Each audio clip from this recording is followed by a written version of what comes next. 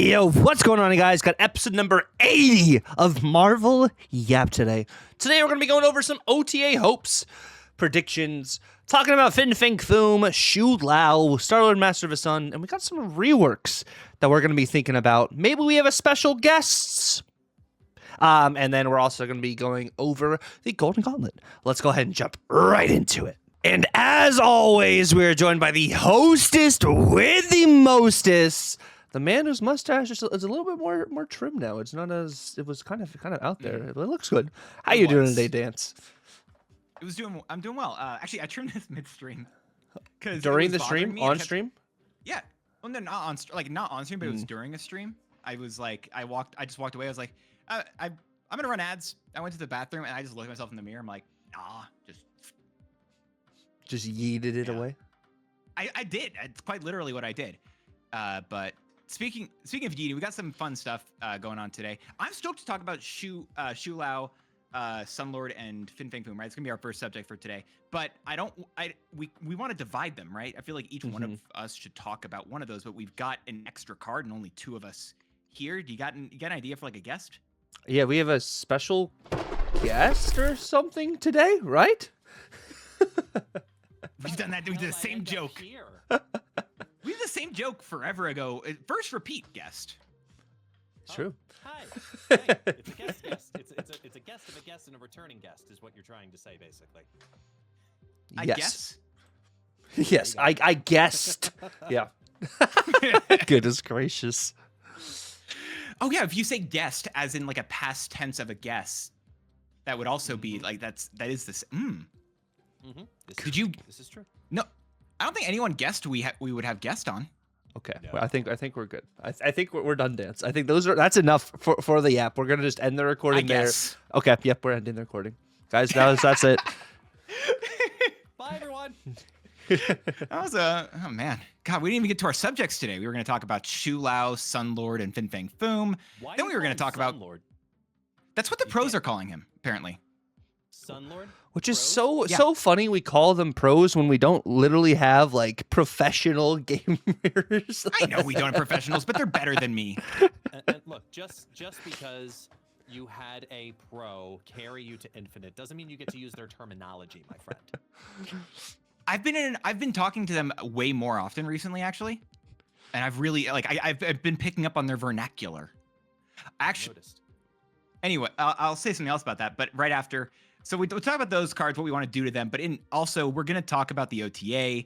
We all have a bunch of ideas regarding from just like number stats, also like full on reworks. We got a bunch of that stuff, and the Golden Gauntlet is officially returning in the next season of Marvel Snap, and guest is going to give us a bunch of information, cool details on that stuff. But actually, I will tell you this, guest. So we played against each other randomly on the ladder, and you made pros very upset because I was actually being coached by them in their Discord, in Roram's Discord. I had a bunch of them in the voice call, and they were giving me advice on what to do, and they were upset. They said, you should have won that if they were a better player, because there was a lane that you abandoned or whatever, but like you easily could have won that. And so they were playing around that. They're like, okay, well, if you're if you're high infinite, whatever, they're going to do this stuff, whatever, and all that. I'm like, all right, I trust them. I don't know what's going on. You just completely abandoned that lane entirely, and they didn't expect that. And there were a myriad of people in that call, and they were very annoyed with your play there. And I thought that was really funny. And I can completely understand that. And now I'm even more satisfied that I went, you know what? I'm going to record that. So I have the whole game recorded. Now I'm going to go look back at it on stream and not only embarrass myself, but potentially you, depending on how I wish to narrate it. But I'm very curious. You're gonna have to. If a lot of top players were saying I screwed up, I want to know where, because I still walked away with the win. I mean, yeah, I think in the end you didn't screw up, but also, yeah, you should tag me whenever you go over it. I'm gonna be amused. Anyway, done. I'm sorry, Tuck, that I got distracted and talked about a lot of other things. I mean, it's just the Yap itself. We get derailed every now and then, more often than not. But, you know, it happens. But you said the first section of the day, of course, we're talking about Shou, Star-Lord Master of the Sun, and Fin Fang Foomerson.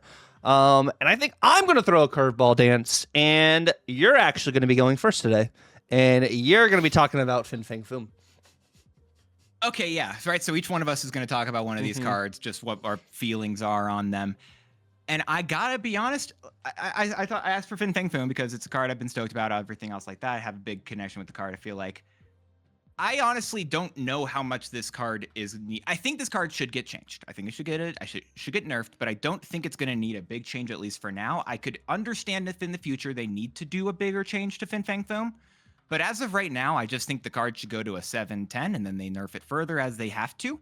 Because I honestly think it'd be more balanced at a 7/8, but I don't like the idea of it not like having a big stat line initially feels very fair for the card, like for the thematics. And I just liked that bit, and so I wanted to say 7/10, and then just say I understand it needs to get nerfed further, but if they nerf that card by a couple points, give it a bit of a haircut, right? He's got flowing white locks. See what happens, Samson. That stuff.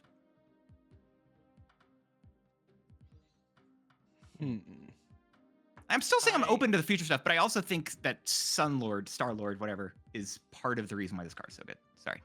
Yes, I will agree. However, he was good also before the Starlord decks. He basically brought Ramp over the top alongside Chamber. The two of those together came forward and they brought that deck into the spotlight.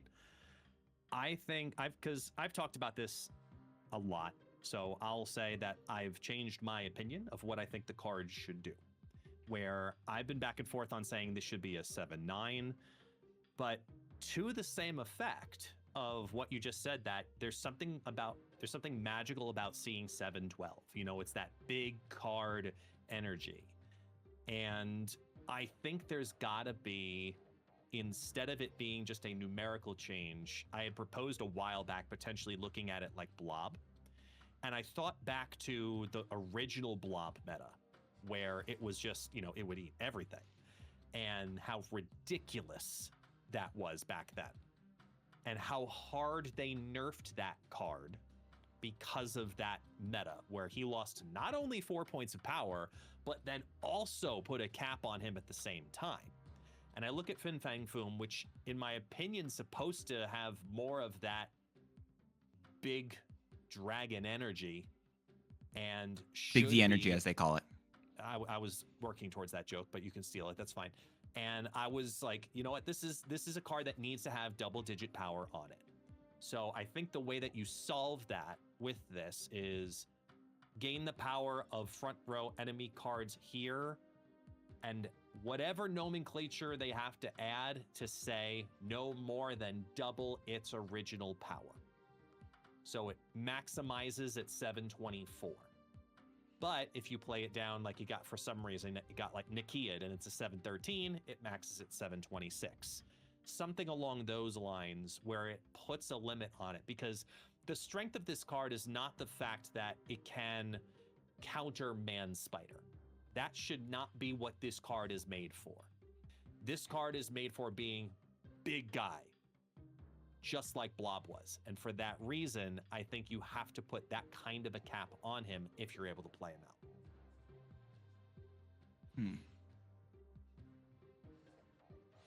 That's interesting. So what are you feeling? Yeah, you're sitting there it like that way.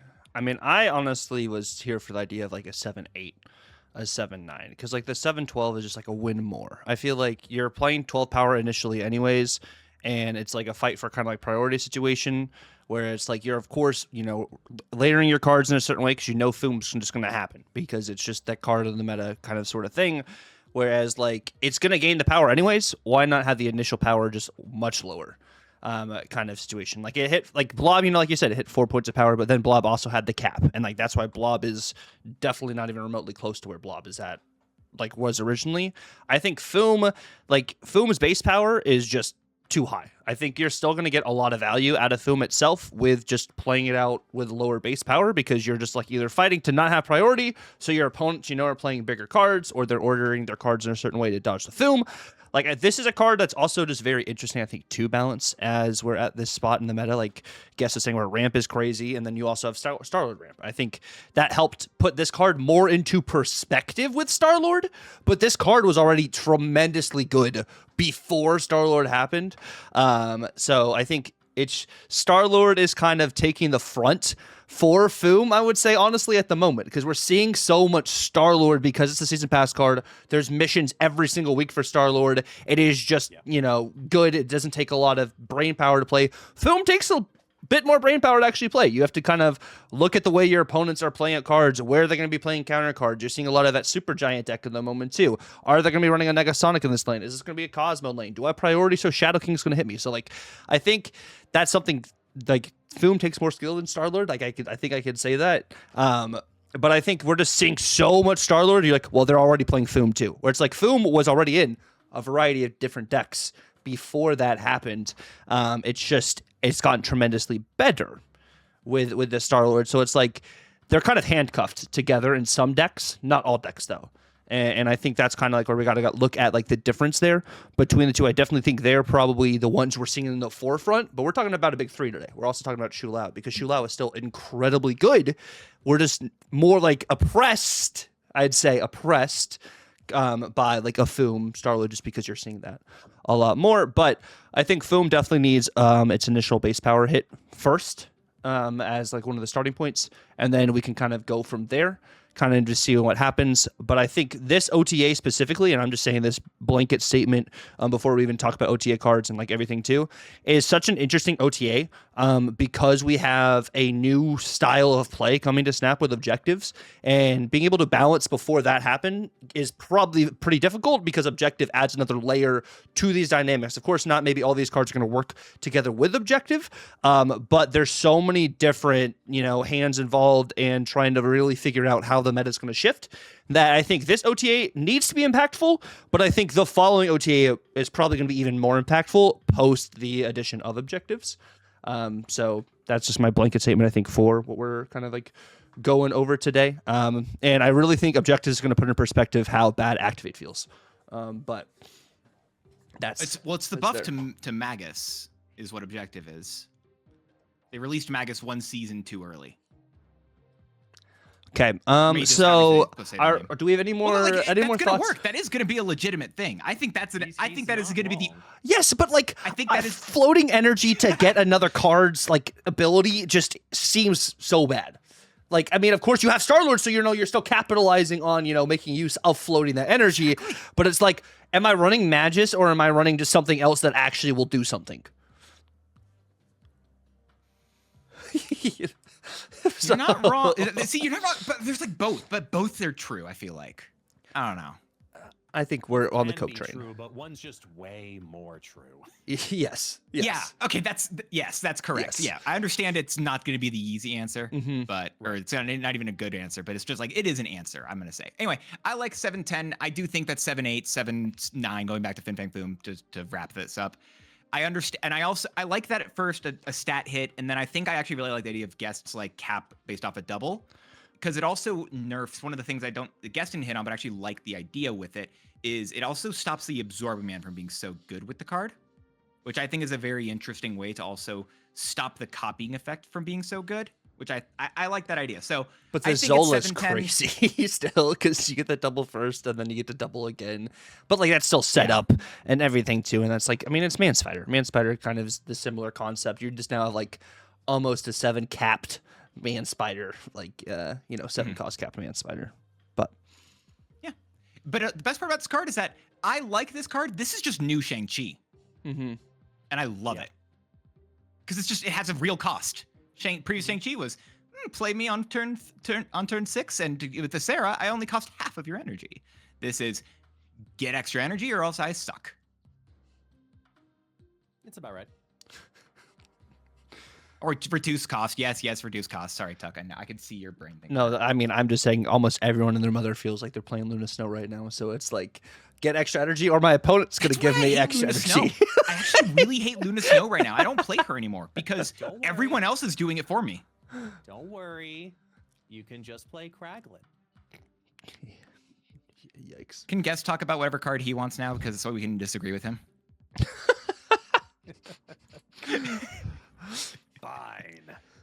Fine. I'll talk Shou, whatever, Lao.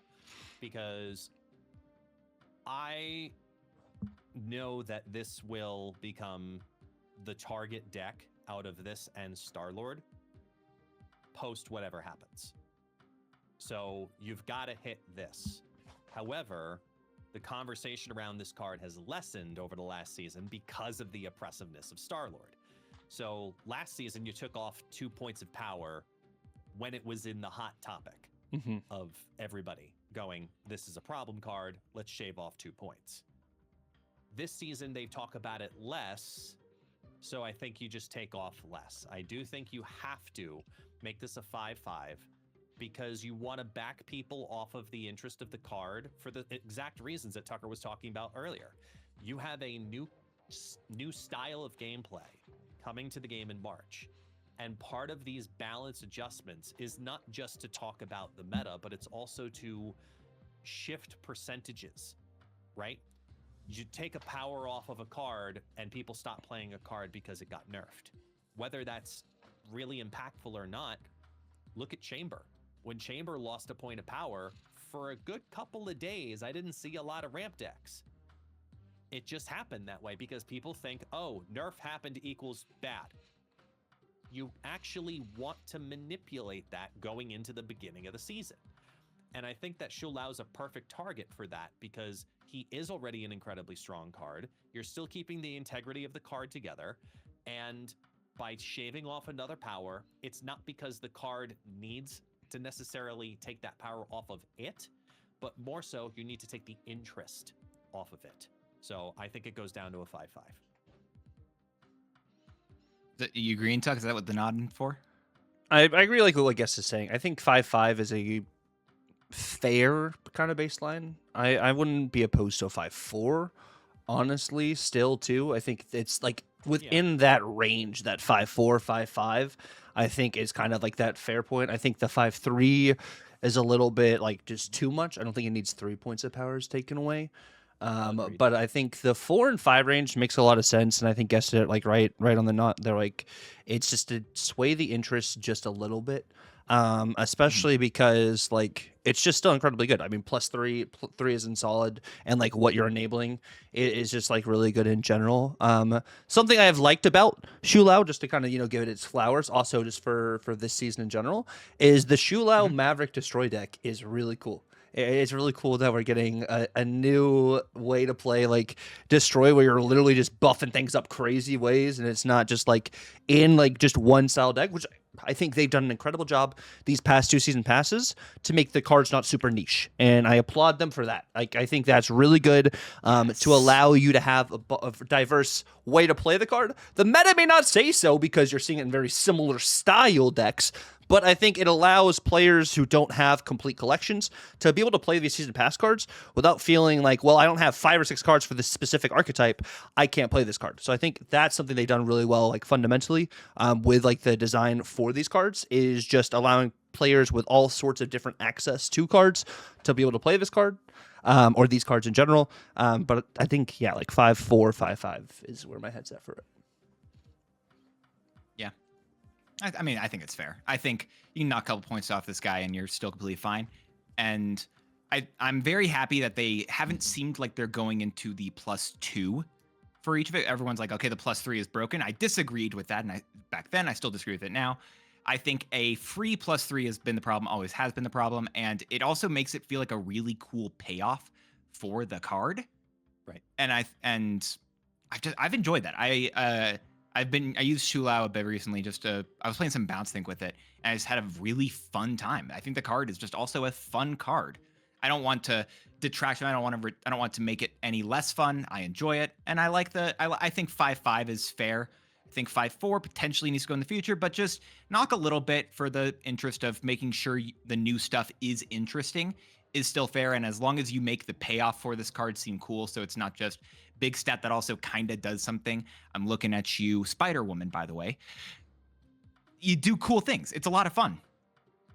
I think the problem with this is if you take it down to 5-4 right now, it gets looked at through a different lens where people say this took the hit for Star-Lord or because of Star-Lord, because the 2 season passes were too strong. So they're just bringing both down now because everyone's talking about them, and they treat both and they look at both the same way. That's why I think the Star-Lord nerf has to be stronger than the Shou nerf also. That's fair. I could see that. I think I also just want them to release cards that are fun, and I think they do that more so when they release cards that are stronger. And as much as people are like, okay, well, that sucks, don't release strong cards, like make them balanced. Yeah, they try, but they've said in the past that they would prefer to release a card that if they have to choose between slightly weaker or slightly stronger, it's better to release it as slightly stronger because then it has more of an impact into the meta. And we've seen that obviously in these last 2 seasons where Shou, Lao, Star-Lord have had a massive, massive effect the entire time. But I would still prefer that. I still like having a big splash. I love it. I love going into the rapids much more so than playing in the kiddie pool. Yeah, I think that's a fair take too. Which is like when we do talk about like Star-Lord Master of the Sun, like it's such an interesting card on like what do you take away, what do you add, do you increase its cost, how much do you decrease its power? Is there a way you can limit it to once per turn? Like there's like so many different ways. Like even if you do limit it to once per turn, if you Zol it and you add copies of it, then those are additionally new cards. So like then they still can proc themselves anyways because it's not the same exact card. Like how do you like fundamentally make this card feel a little less good, or like, is this card just in just a weird spot? And I was like dabbling with it. I was like, is 2 points of power enough? Is 3 points of power enough? And it's like, I'm in that range where I'm like, is it a 4-1? Is it a 4-3? Like, is it a way where you make this like actually a 4-6 to 4-7 and then Star-Lord doesn't gain power? Like there's so many just different weird ways I think to like mess around with this card when it comes to like that balancing standpoint, because like we don't have an energy capper. And like I don't even think like, well, this can only add extra 5 energy. Well, okay, well I can still Grandmaster and Zola it and I can still get the extra energy just doing it that way. So like I think the initial hit will be like a power hit. And I think it needs to be like 3 to 4 points of power for this. I don't think you make this like a 4-0. I don't Sorry, think you're hitting 3 or 4 points, or you're making it a 3 or 4 point card? Like you're making this like a 4-2, like 4-1. Got it. Yes, because like if you can't make this a 4-0. I mean, you're already seeing it in negative right now, right? No. So like you can't do that. Even like at that 4-1, like the 4-1's like that gray area. But you can do Ravona Star-Lord things, which like people did, Ravona and Man Spider things, but like that still didn't make it necessarily the best Man Spider deck kind of thing. It's like this is very interesting. I think you take away at least 3 to 4 points of power off of Star-Lord to start. Kind of like Guest said, to make it a little bit less flashy, because that 4-5 just seems really good in the way it can scale up. In general, this is normally at least like a 4-9 or a 4-10, just depending on the style of deck you're playing, or you play it out earlier and it gets to a 4-7, so then you can abs make Grandmaster. Like I think you start this off at that like 4-2, just because then also into some of these matchups, you're not necessarily going to have priority to be able to do that duplication for Star-Lord thing. So lowering the base power, so then I can do like that Cosmic Ghost Rider, or I can have that Goose to kind of like offset, or not Goose, Cosmo, to be able to offset what's going on with Star-Lord. I think decreasing its base power first to kind of limit some of this potential priority you can have into these matchups is something I would initially start with.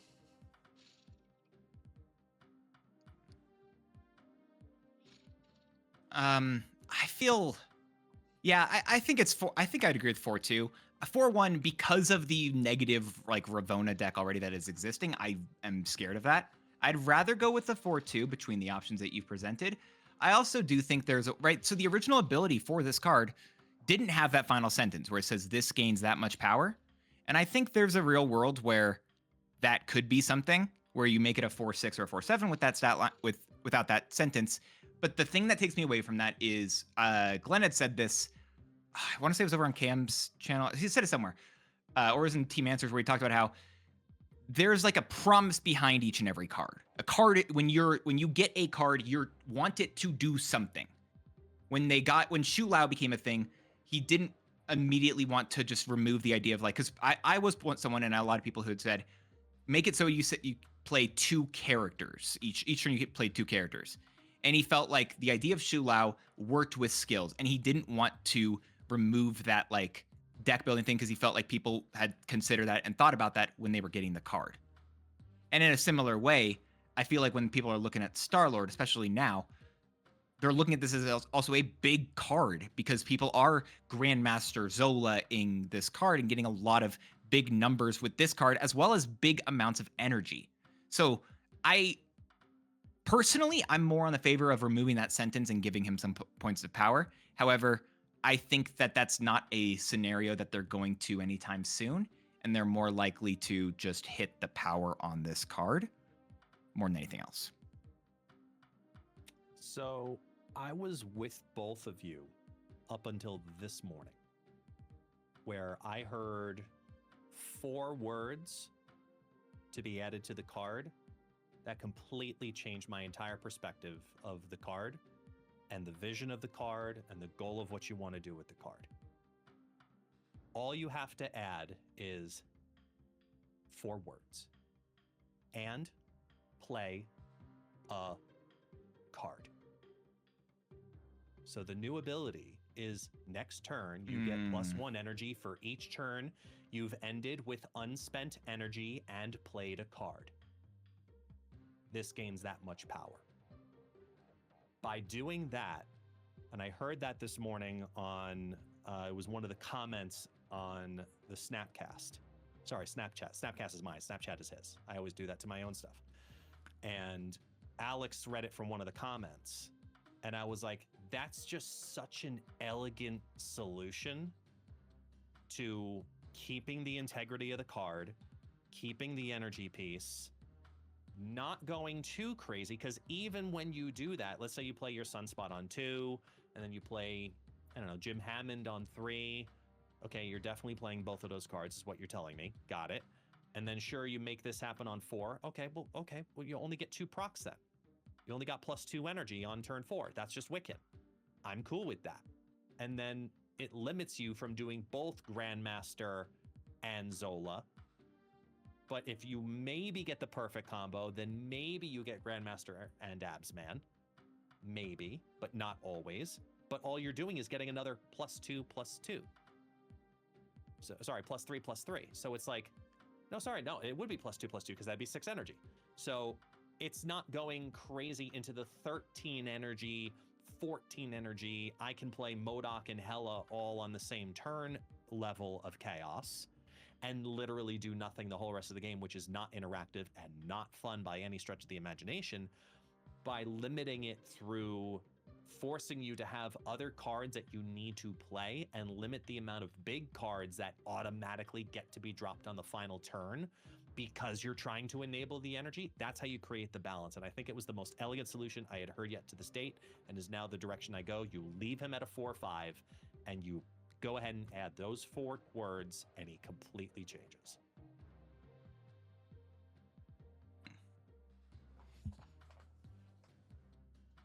No, I like that a lot. I think honestly too, like it takes away the cheese deck, like the just run big stuff, but is still a really good card for those high evo decks. I think high evo deck really broke Not My Dance too, because Yeah. he like straight up froze and I could see the smoke through the camera.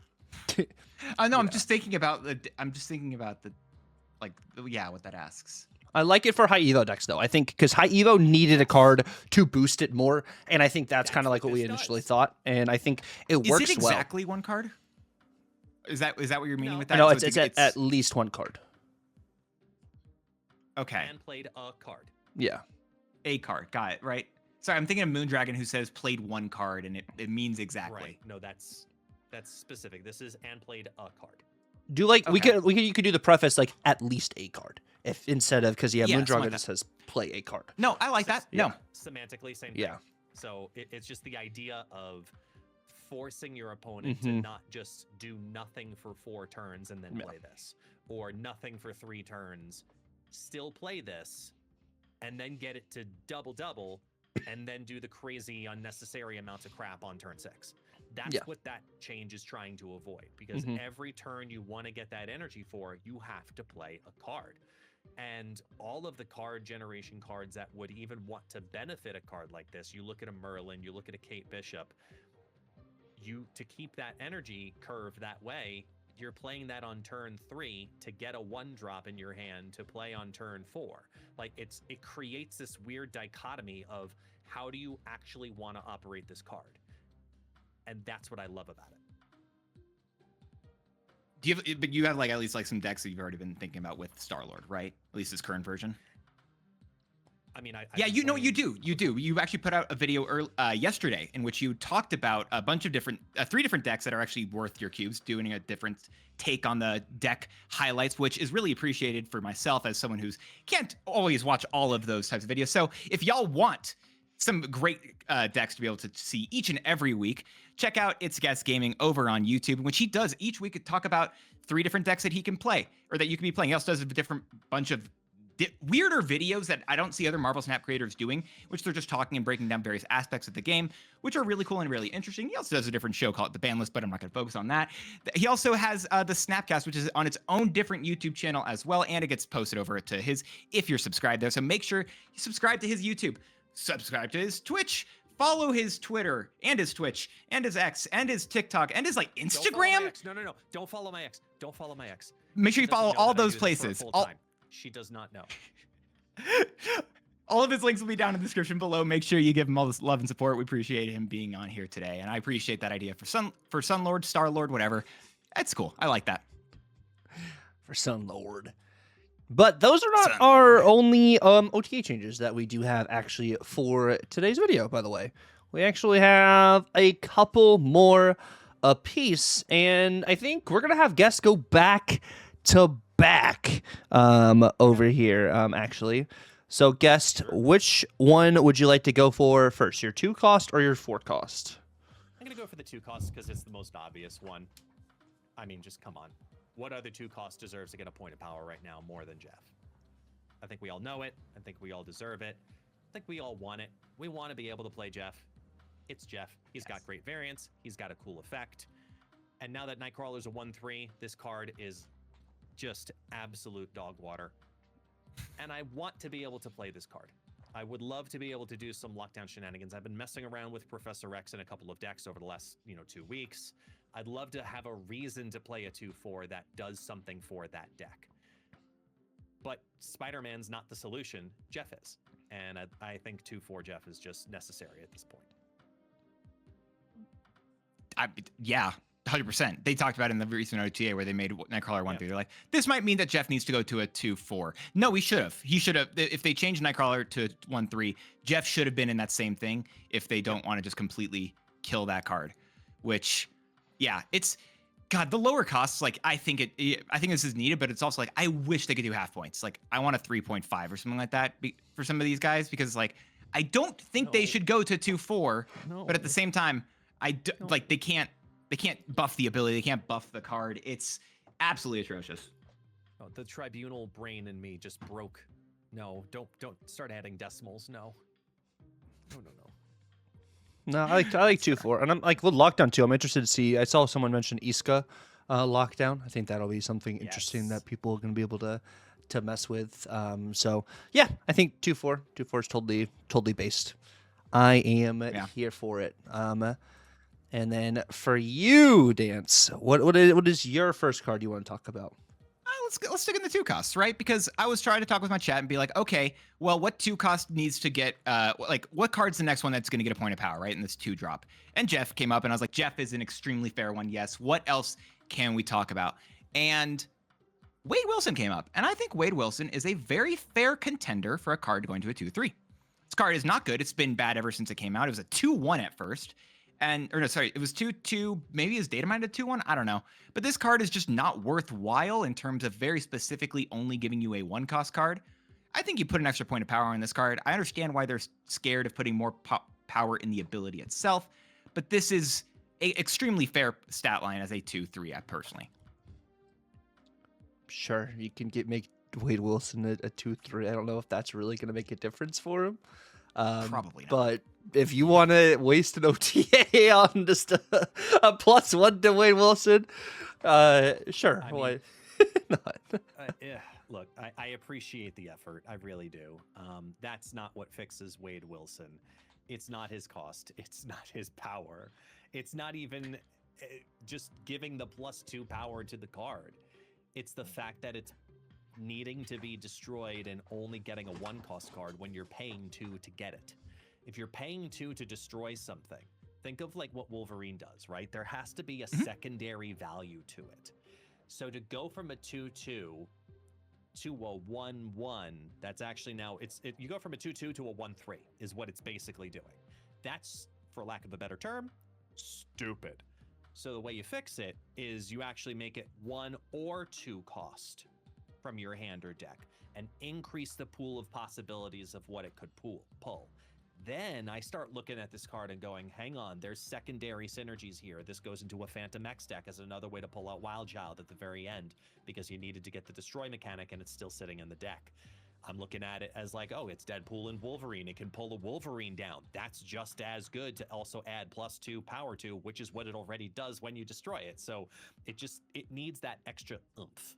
I would love to make Wade Wilson playable, but as long as it's only pulling a 1 cost, I just don't think it is. The only reason I don't know if they would do with a 2 cost is because of like that vision that seems like they have for cards at a certain point that they kind of like don't seem like they change. They kind of seem pretty rock solid in those ideas. Whether or not, like, I still agree. I think it's a very fair, like, different thing. However, I don't know. I like the idea of this could like sound crazy. So it's a 2 -1. 2 -1. You pull a 1 cost from your hand here, and you also draw a 1 cost. But you don't have any extra power on the 1 cost. Like, you take away the plus power. And it's a 2 -1 because you're Wade Wilson. You're not Deadpool yet. So this is gonna sound so bad. So he's still a mercenary, but this is bad. I can't wait for Tuck to get canceled via Wade Wilson. He's just had his diagnosis, and that's really bad. He just has a diagnosis. So he's in a horrible state right now. He's in a horrible state right now. So that's why he's the -1. And the downside, you got to have a downside if you're getting a card from your hand and you're also drawing a card. So like you have to have like. Bro, you did not propose his downside as cancer. That's what Wade Wilson has. The negative power's bad. Talk about your. I'm not responding to this. You could talk about your card. But I think it has to have a negative. It has to have a negative downside to be able to draw a card and add a card to a location. Like to have both of those would be something like that. But dude, it only took us to episode 80 for Tucker to get canceled. So yeah, I'm glad we made it this far, Tuck. It's been a good ride. No, it is a very sad situation. God, please swap to the next card. This is not where you defend it. You just move on. You move on. No, I was going to say I feel thinking of jokes, and that's bad. No, I'm saying I like this is not like a making a joke of cancer. Cancer is horrible. I was just saying as a potential reasoning for the power on the card. I feel for anyone who has cancer. Like I totally feel for anyone who has cancer. No, we understand that. We at this point, it was easier to make a joke out of you making a joke out of that than respond to that bit. I want to do something crazy, and crazier than what I just said. But I would like a 2-cost hit monkey back.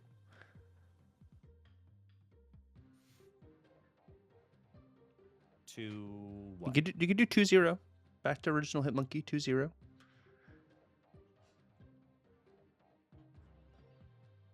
I know Bounce is in a better spot now with having Shou Lao, and people are still performing well with Bounce in general.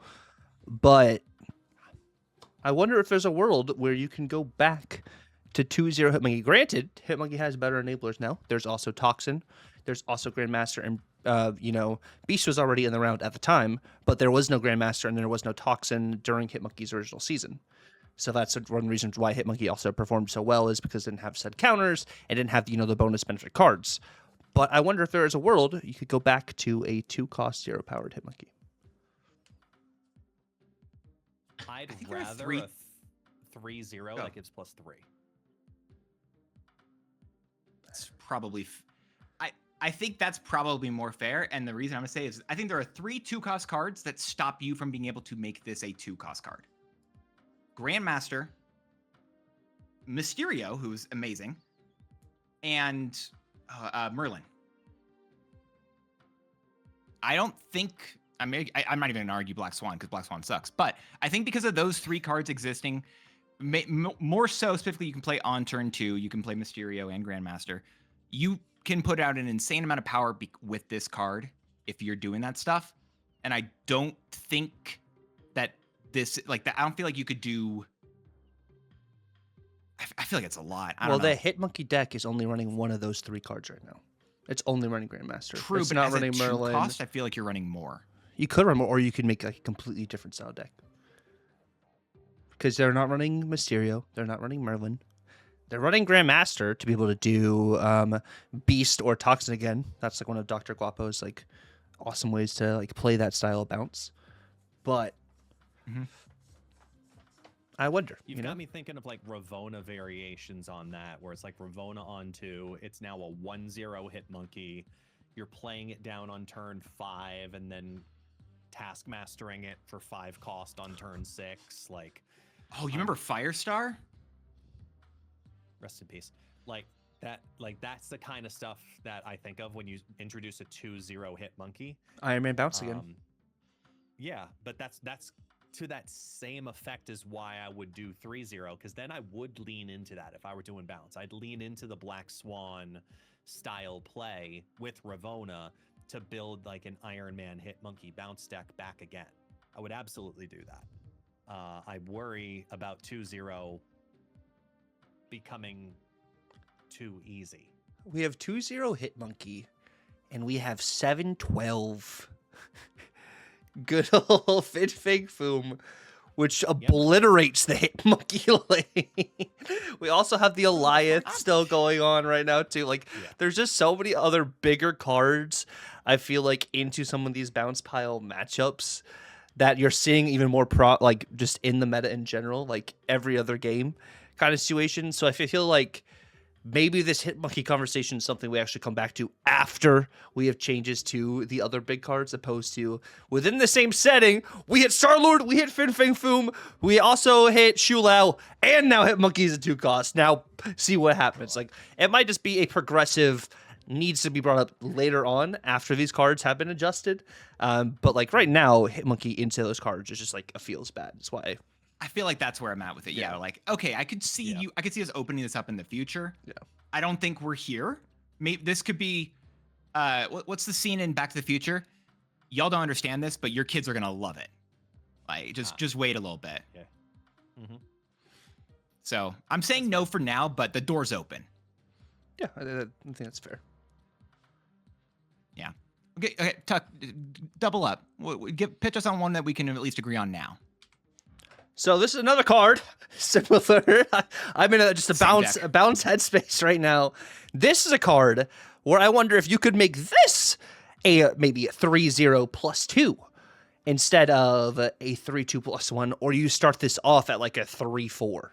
Like, this either needs increased current power or it needs to be a +2.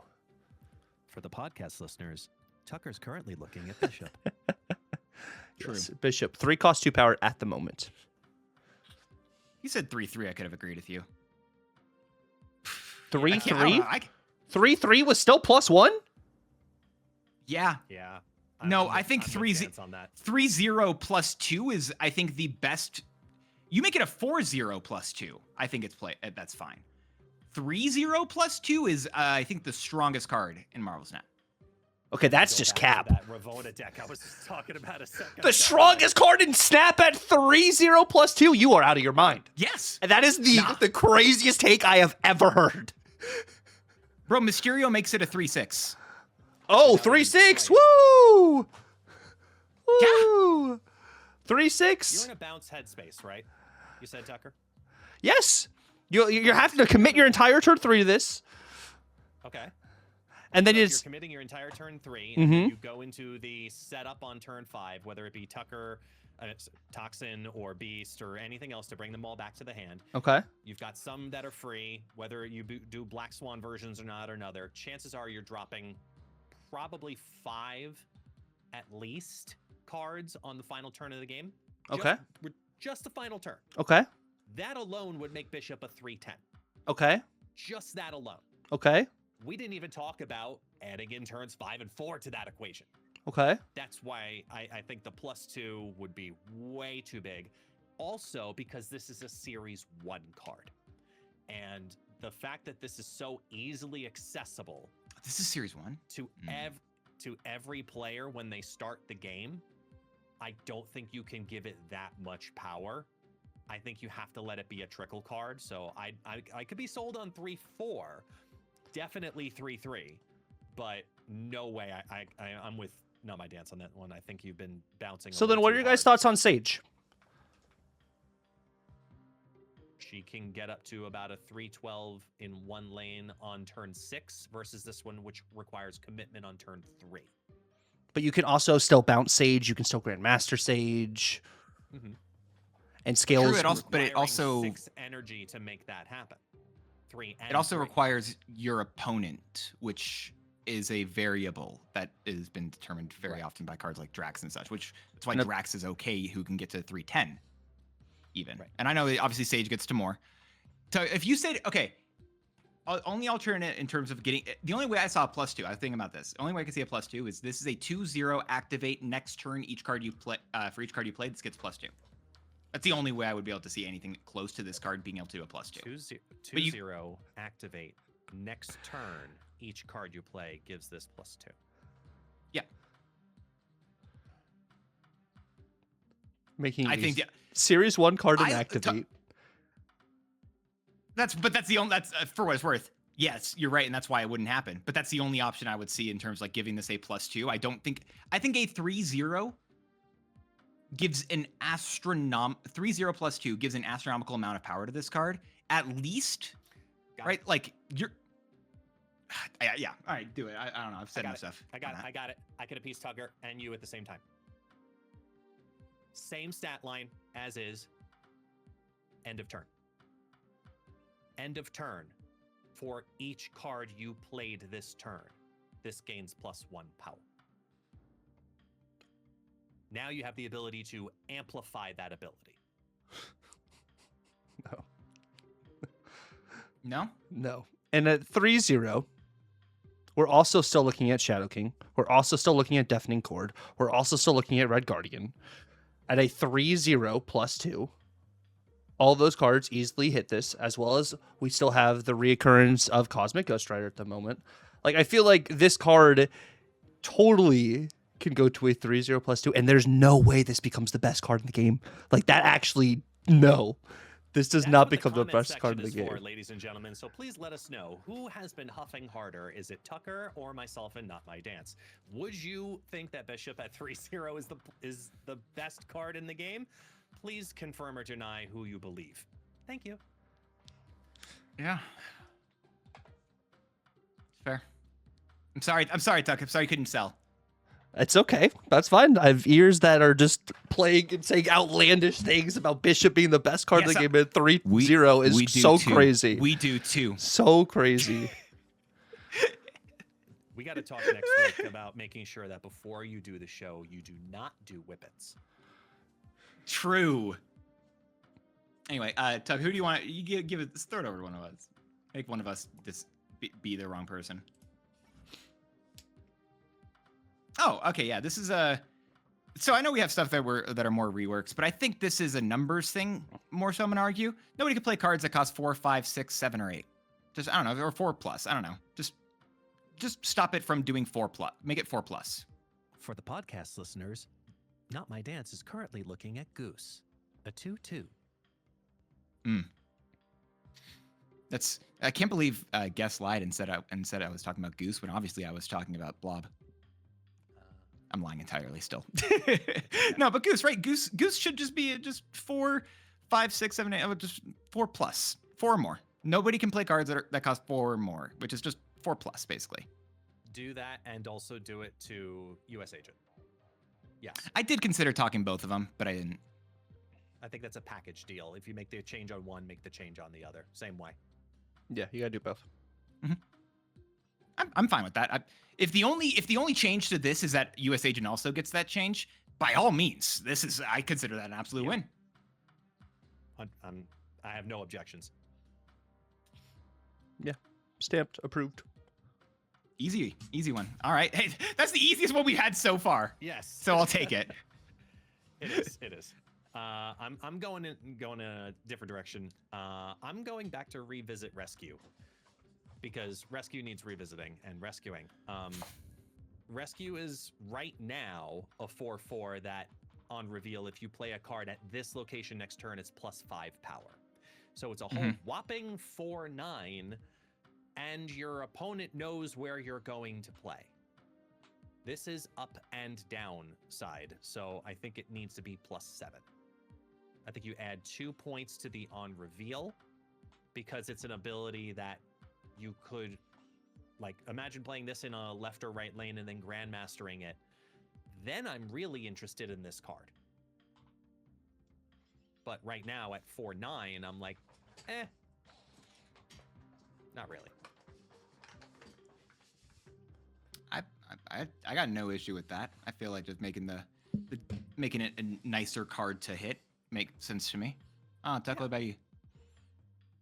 I don't think it's necessary. Like, I think this card would be better that way, but I'd rather be like the next card you play here gets like +3 or something, like an on reveal that kind of helps the next card you're playing kind of situation. So it would have that better synergy like with Iron Man instead of the other way. But I think this card kind of just in general is just rough.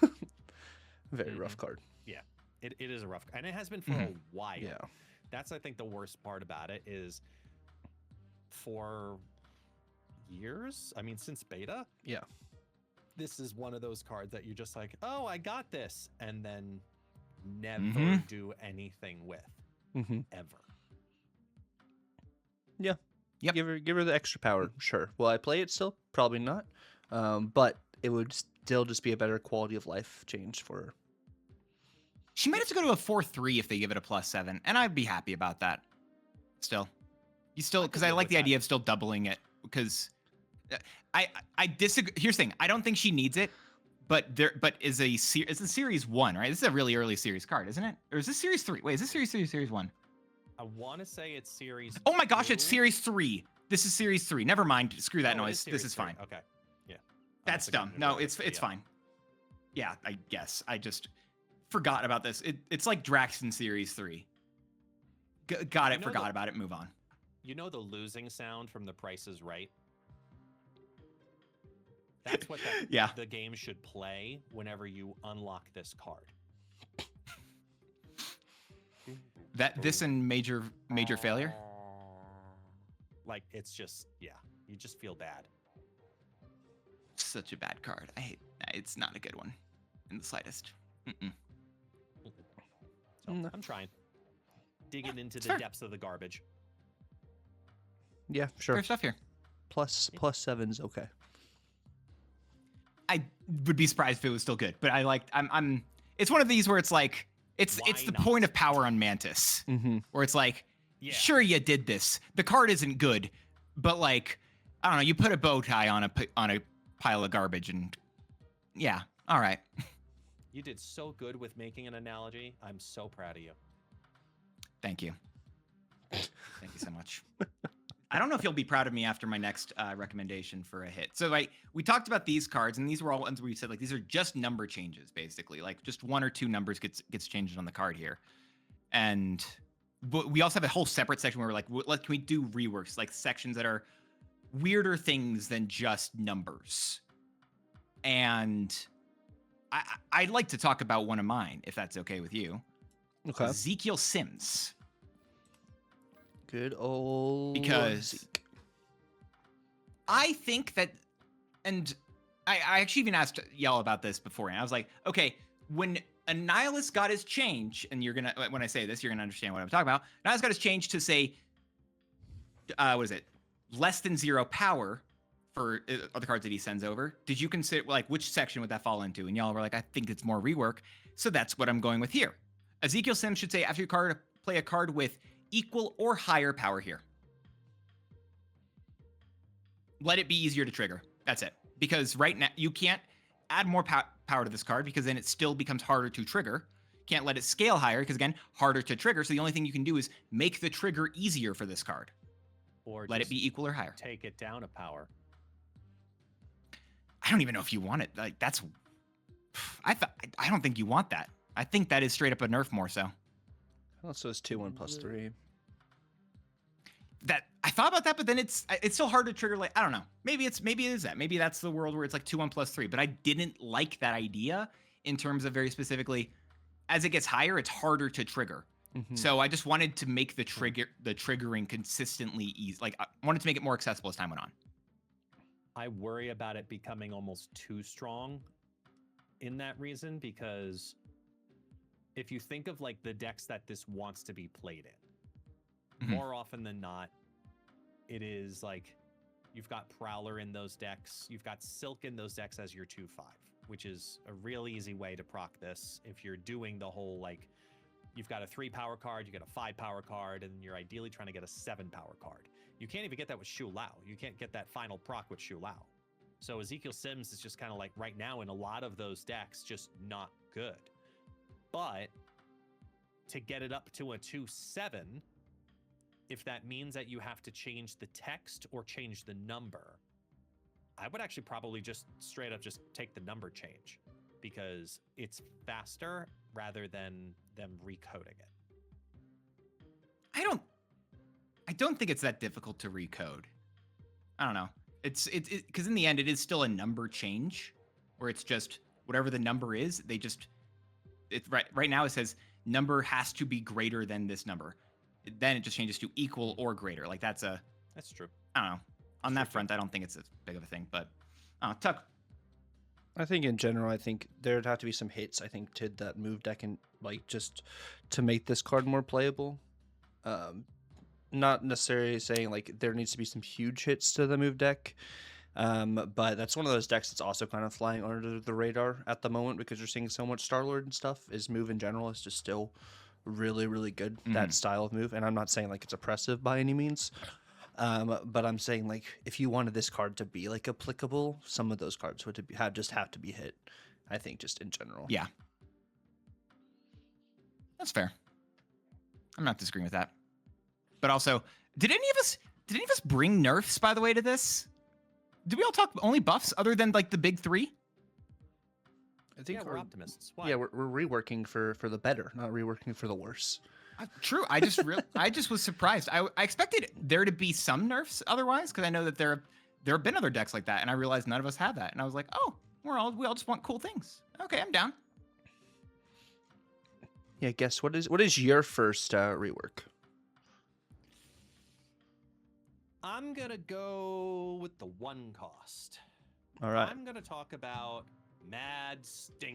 Thinker, because this card is such a missed opportunity to be, I don't know, anything. And right now, it just, as it sits with the whole whopping, you need to have a full hand to get +2 on this.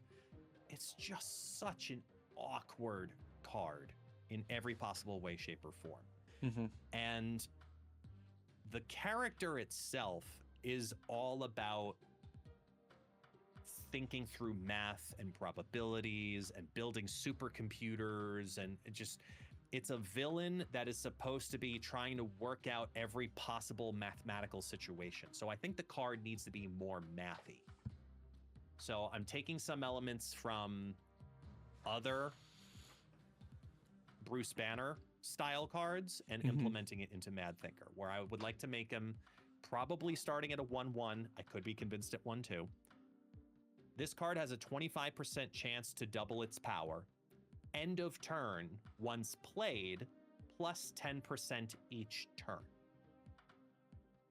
So now you're looking at this card and going, hold on, math, which is exactly what the card is supposed to do. there is a world where this is a 132 if you play it on turn 1. However, there's also a world where it's a 1-1. And I think the idea that it has end of turn in there makes this a lot more interesting all by itself. And the idea that it could potentially double, hence why I think you gotta start it at a 1-1. Because if you start at 1-2, that means the max on this is a 164, and that's just crazy to me if it hits every single turn.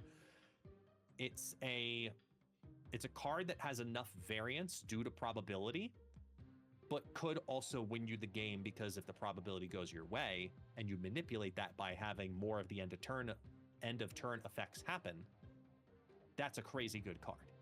And I think that that's the interest of the card, is you want to get it early, you want to play it early, you want as many possibilities to let that end of turn effect happen.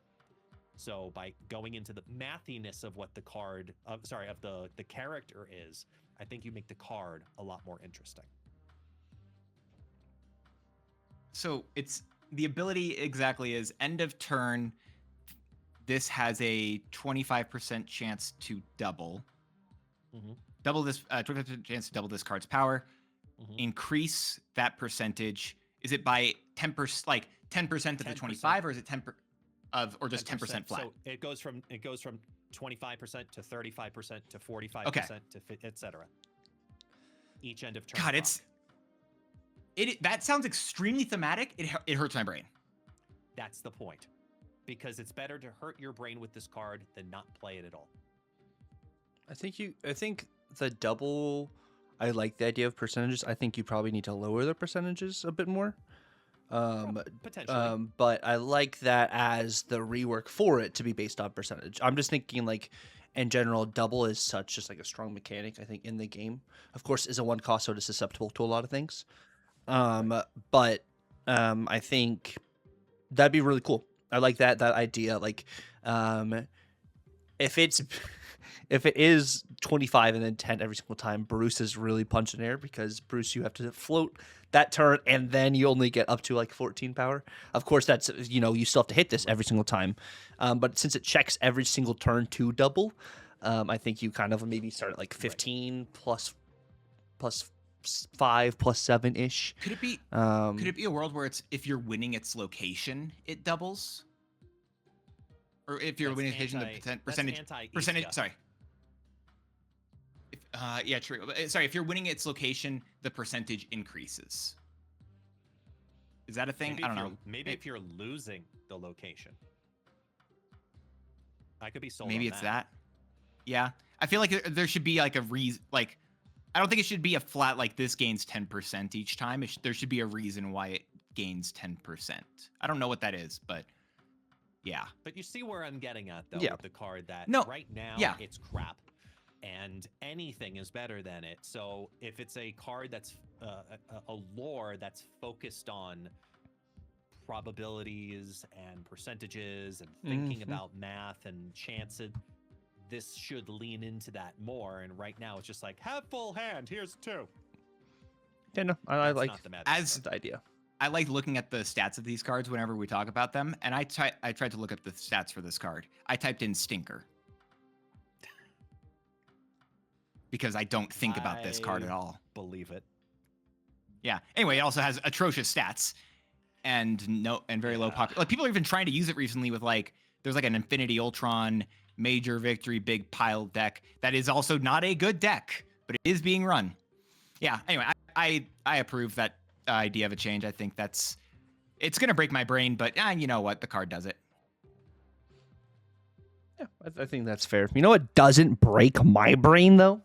That is consuming Not My Dance's content, which, by the way, is going to be down in the description below if you guys are wanting some great deck guides, as well as overviews of this OTA that is going to be happening on Tuesday. He'll have a nice, thorough breakdown for that, as well as some decks for you guys to play day 1, as well as tweeting out when these videos are live, as well as some beautiful variants of those decks he posts on the Twitter to get you to watch those videos, which are down in the description on those tweets. By the way, his Twitter, his Twitch, so you can watch that gameplay live commentary, even more yappage, and more of these breakaway kind of moments there on his Twitch as well. All of his links, of course, will be down in the description below. And I think Jane Foster needs to work on Mjolnir. Okay. Wait, Jane Foster needs to work with Mjolnir or bring a Mjolnir? I'm sorry. Work with Mjolnir. So, like, when you play Mjolnir, it buffs Jane and it buffs Thor. Okay, that makes more sense because I'm like, Mjolnir's a zero-cost card. Yeah. What are you talking about? But Yeah. No, I think that's fine. I'm perfectly happy with that. I got no issues. Yeah. do you lower her power for that though? So that's the interesting Probably have place, to. right? If you lower her power for that specific interaction, the negative interaction, this is the hit that negative needs, right? So is that something you kind of look at simultaneously with this card, you know? Like, does this become like a 5/7 instead? Does it become like, does negative need it to be a 5/9? I don't think negative needs this to be a 5/9. You know, I think Because it like, becomes a 6. Mhm. Yeah. so Yeah. I think 5/7 and then Mjolnir gets the change. Yeah, that's a perfectly reason. Like, they just have to do the tooltip, right, where they do it next to Sam Wilson's shield. Says this buffs any cards with Captain America in their name. That just needs to say this buffs any cards with Thor in their name for Mjolnir, because that's entirely fair. yeah, because Beta Ray Bill doesn't say Thor, it just says Beta Ray Bill. So like, if Mjolnir wouldn't buff Yeah. Beta Ray Bill. Yeah. I have I'm no zero. objections to that. That makes total sense. Give the Asgards a little bit extra power. You know, they struggling. 3/5 Thor. What do you mean? Woo! You know, like, Dude, King Yttri's a 1/3 right now. Did you not hear? People were cheering down this. I had to like put in earplugs. It was too loud. Everyone's so excited. It's true. I was one of them. Yeah. Yeah. I'm gonna go Oh back my to back Lord. here, and we're gonna make an Nihilus a 5/6, and it is 0 or less. Switch sides. The thing that's the caveat here is this is a change that's going to be very interesting if it would be prior to this next season. With everyone playing so many different decks that are running rocks now, it would be an inverse, and thus why also in that claw kind of situation, is this actually okay because Ozymandias will actually be a somewhat kind of counter to a situation like this. That's interesting. I think because the gameplay itself isn't fun, Mm-hmm. I'm against it. Okay. Would you be for it if Nihilus was like a 5/2 that did that? I Or, think like, he just 5/2 hurt is his power more. 5/2 is way too bad. No. Sorry, like 5/4. But like, I actually think it's a lot of the Nihilus decks right now, they run multiple outs in their deck. They have a Nihilus, they have a Cersei or something like that, or a Valkyrie to buff it up. And I just thought about Ozymandias and like, okay, what if you just don't get Ozymandias? All right, I'll play my Nihilus instead. To be fair, Second Dinner has very consistently in the past hurt Clog and not wanted it to be a big Yeah. deck. But Debris So not I the don't- same anymore. It's not like Debris adding 4 rocks total to the board, so there's even more junk there. So, like, I think that's why I'm like, you could potentially bring this back now, because it's not like there's 2 additional cards potentially added to your opponent's side of the board with a Nihilus sending over 0 or less. It would be like, maybe like 3 if you do like the Sentry stuff, of course. But like, because the way Debris works now and it's not adding 4 rocks in total to the board, and it's only 2 on your side, I think there's a world where this could be just not as oppressive. And like, of course, we have other Claw cards that have also been changed and stuff too, to, you know, go against, you know, the original Clog. It's just like, I know some people enjoy playing Clog. I didn't really like facing Clog, but that deck really just has no legs, it feels, at the moment. So it needs a little help. I'm okay with that though. I'm okay with Clog not having legs. It should be like a 1% appearance rate style deck that, look, someone's playing it and you get got. But when it's good, it's almost worse than a Star-Lord meta. Like a Clog meta is just annoying. At least Star-Lord, you know what's coming. Clog is like, oh, come on, man. That's just rude. I don't know. I think what's also going to be really sad for all you just rock enjoyers in general, Ozymandias enjoyers, is When Ozymandias comes out, the influx of destroy players will be very close, almost to an all-time high, and Null is going to be eaten good with Killmonger. Mm-hmm. Not wrong. It's yeah. I feel like I'm interested in this idea, but I also think I also don't want to clog meta. So it's like I think it's an interesting idea, and I talked about why for like the out for an Ozymandias deck. However, I also don't want clog meta. So it's like I like it, but I also don't like. I don't know. I'm fully in the middle on that change. I don't have an opinion. I see pros for both, and I see cons for both. And it's fair because also, Rhino's a 2/5 now. That's, some solid stats there. You have 3/7 baseline debris, which is pretty good for, 3/7, right? And those are rocks that, would go to the other side of the board. But I like it as an alternate to the Ozymandias, though. Like, I like it. Well, I didn't get my Ozymandias. Now it's time to Annihilus. Like, having that as an option, I think, is something that could be cool, but. Yes. But I'm not gonna have an answer. I don't have an answer for this, and that is my answer. My answer is no comment. I don't know. That's the best I have. Legitimately, I don't have it's a really interesting question. But I think the thing I could actually respond to is the stuff y'all were talking about before, where it's like, where you're saying like, okay, cool, get ready for the Null Killmonger value there, and that's why I want to talk Kyera, because I don't think Kyera needs to help 6-cost cards. I see no reason for that. I don't think we want that for the card. I don't think it's interesting if Kyera is helping 6 costs. I want her to remove that and become a 3/6. Your 1-cost cards can't be destroyed as an ongoing ability as a 3/6.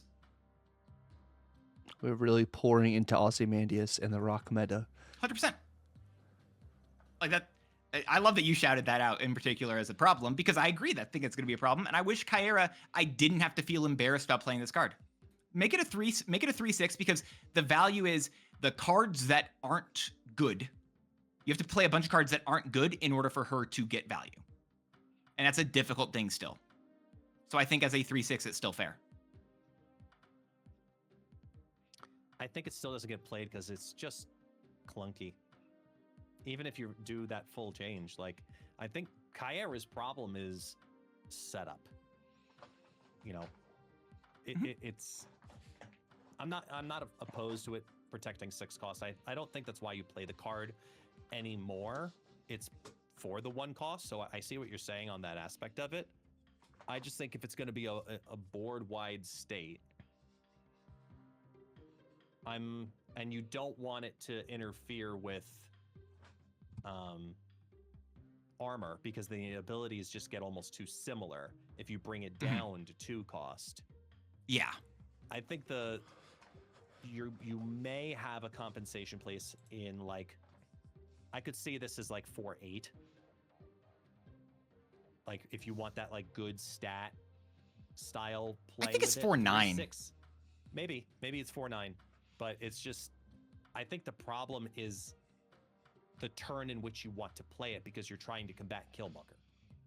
So if that's already going to happen regardless, might as well just go big on it and make it a bigger card in general.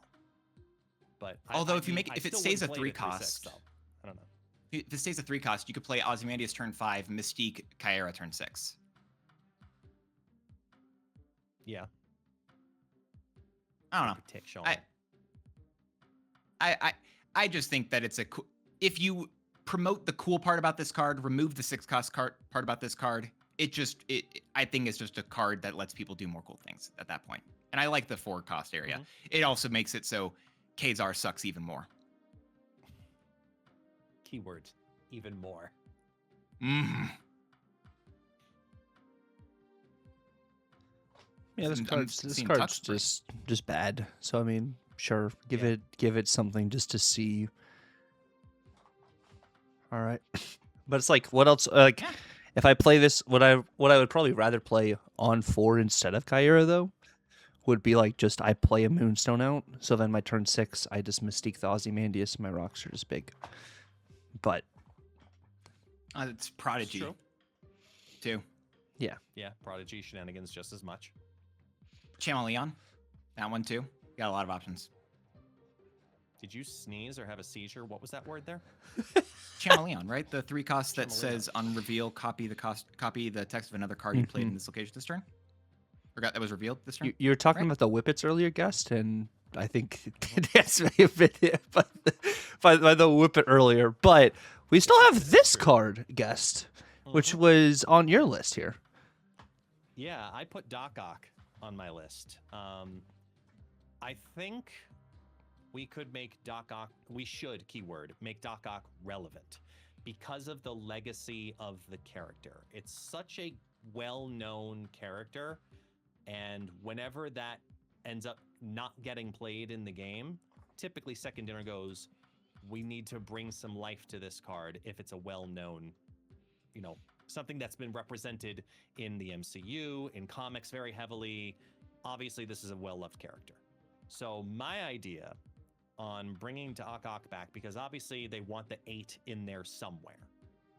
4/8 right now with pulling the lowest power card. It's basically just like it's a 4/6, a 4/5. Like it's really not a good card in what it is. So my version of it would be to make Doc Ock a 5/0. On reveal, pull the lowest power card from your opponent's hand to their side of this location, basically just like it is. Then add its power to this card's power, then +8. So if you pull down an Iceman, he becomes a 5/10. He's always 8 power over the card that you pulled out. So he's a guaranteed 5/8 difference in that lane, and you interfered with the card. So if you pull out a big card, right? You pull out a, let's say it's a 4-cost card. They're playing ramp, right? And you get something awesome like that. Great, that's awesome. You got a big card out, doesn't matter. It's Doc Ock. It's still +8 in that lane over what that card was. You have an ongoing effect that affects that card. Guess what? Now it's actually helping Doc Ock even more because of that. And then it scales over the top even further. So I just think that it's such a legendary character that it should be more prevalent, but not just be from a clog perspective, which is obviously what it was. And we just talked about how bad clog should be in the meta. This is just a good card then, where it's an interference card, but it's less about clog. It's more about this is a 5/8 no matter what.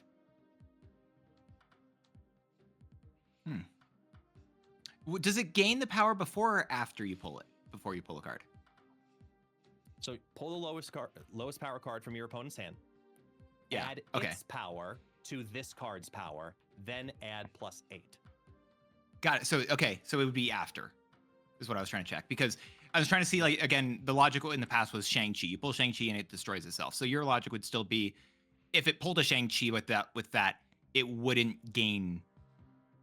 It wouldn't be. Right. Couldn't that still just be a 5/8 that just said it gained power equal to whatever the card was still at the end? Potentially. I just like the idea of getting the +8 multiple times, because then you look at like some cool shenanigans that can happen from that, versus just add on +3, add on +4, 5, whatever you pull. It just looks more epic when you add +8 to that power, because it started so low. But yeah, you could do that too. It's just less fun. Yeah, no, that sounds it's cool. less fun, but it's definitely fair. I think it's a cool one. Yeah, I think it sounds cool. I had a Doc Ock change, so it was definitely way more clog oriented. I don't know, I was on the clog brain where it was like pull 4 random enemy cards from the board to this location, instead of from wrong with you? But it would be like a 5 cost. It wouldn't be like a 4 cost. Why did you so. pass the Whippet back, notmydance? What the hell? But it's not. I didn't. It would be interesting. I don't know. Or like instead of it enemy cards, it just says pull 4 random cards. So could it be your side of the board or your opponent's side of the board? So you're using all 4 legs. If y'all want ideas that are really interesting and cool and not like this current one, you should just go check out the other videos on Tucker's channel, which you're probably watching this on right now. He's on some stuff today. Let him be and go enjoy his other stuff so you can see the idea of the true man that guy is. Really just an absolute great. Again, I know that his current takes have been against his character.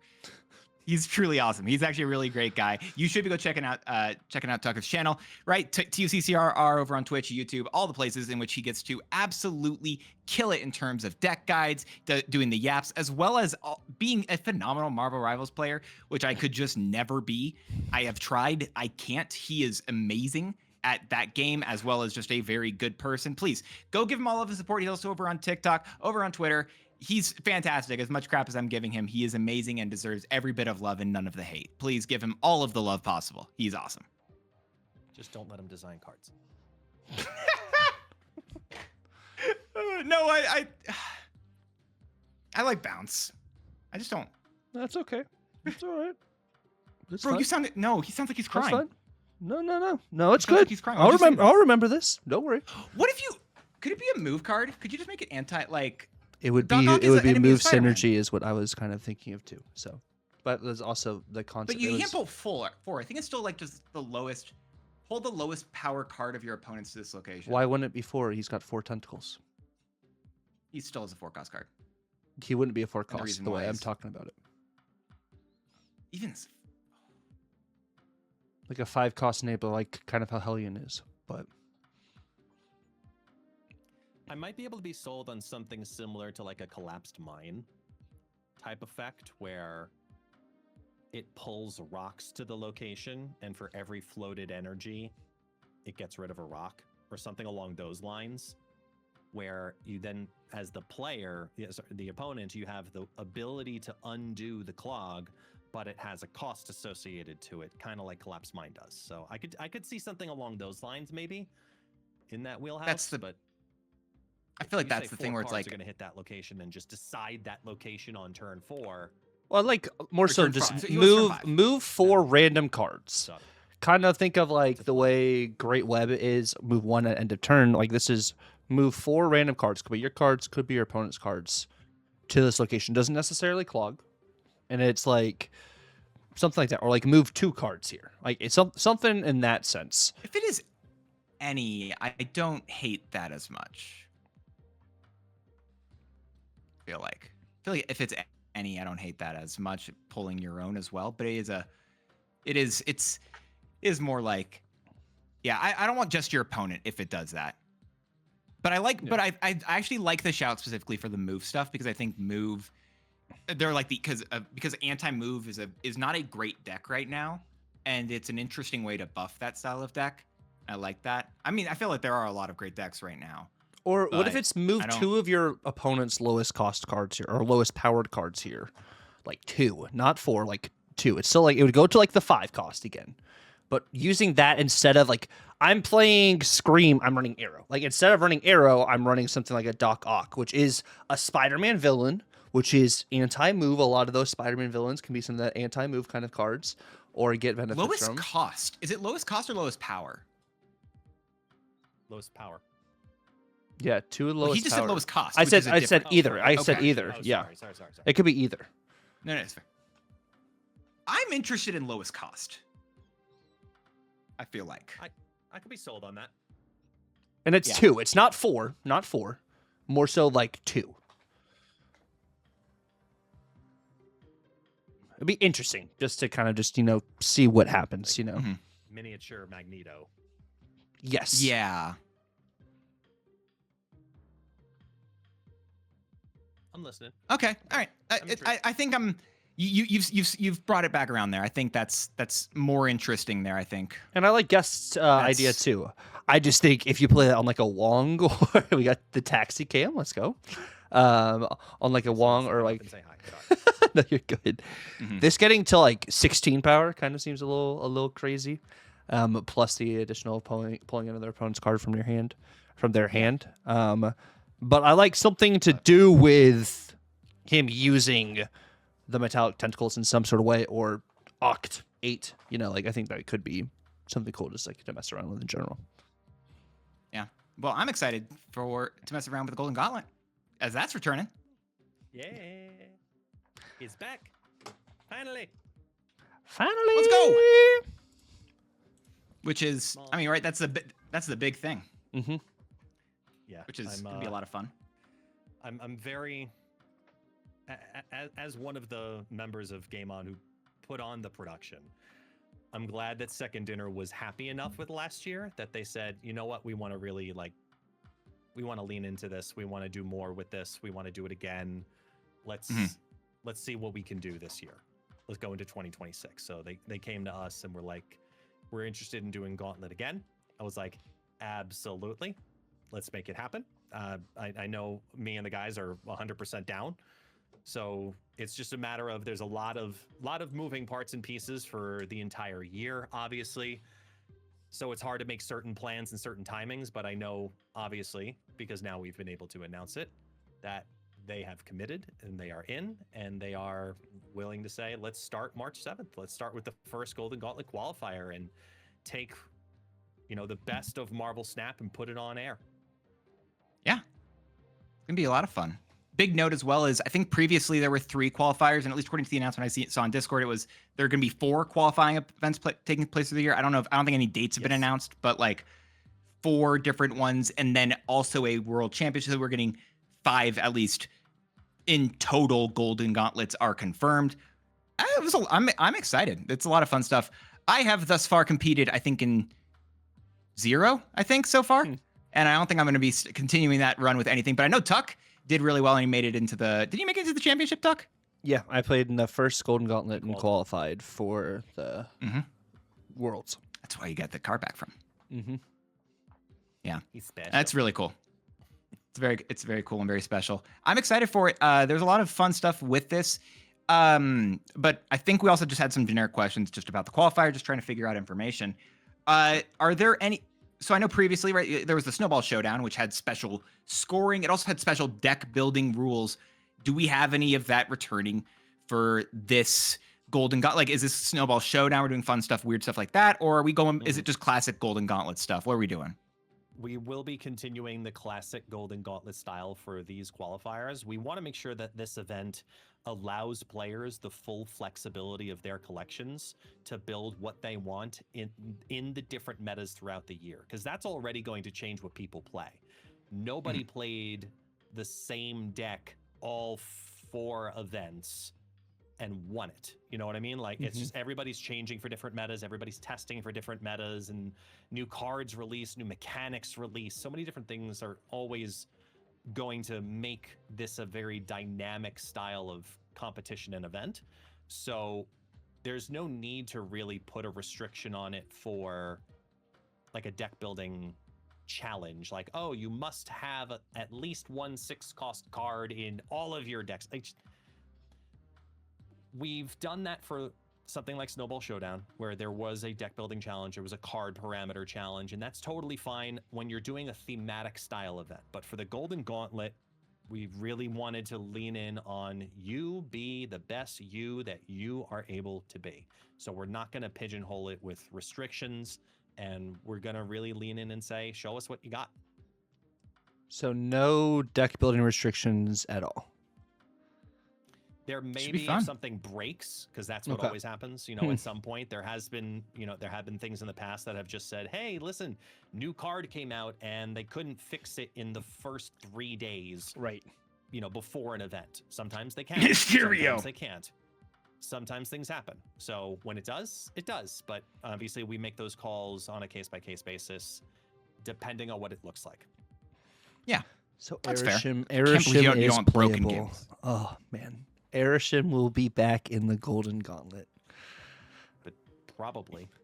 Let's be honest here. Are you planning? Are you gonna be joining in, Tuck? I know I can't at least do the first one, but are you gonna? Is you gonna be able to have time for? Yeah, more I will be gauntleting? participating in this Golden Gauntlet, and I think Guest brought up a great point. Something that's gonna be really cool, depending on the way they space it out, is there'll be more objective cards out potentially for the second Golden Gauntlet. Whenever that is. So the testing going into that will also expand the meta thoroughly, because we only will have, I think, we'll have 2 objective cards per data mines for the first Golden Gauntlet, data mine, I believe it's Juggernaut and Sabanor. I think those are the 2, opposed to, which I was hoping that the Gauntlet, if it would have been a week later, because then I actually could have done testing with the card I really want to probably play in the tournament setting.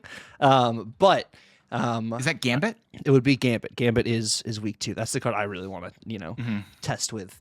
But I think this is really cool. I'm glad that we're having a tournament scene at the beginning of the year this time too, which allows Golden and Gauntlet Part 1 to happen. Who knows? Maybe Golden and Gauntlet does really well, and we get another section of Golden and Gauntlet, depending on spacing later in the year. Who knows? Like a full year of tournaments sounds great for Marvel Snap. Whichever way that can happen. So I'm glad the opportunity is there now, and I think that's also something I'm really hoping, like with this OTA too, is that certain cards do get hit in the OTA, so you can see some better skill expression, I think, in a tournament setting. That's something I really like too, is people setting up certain plays, even with an open deck list, that kind of, throw things off, allow you to have some more of those hype moments, really get into your opponent's head, because, you're locked in with your opponent for like a whole entire health bar, opposed to just game to game.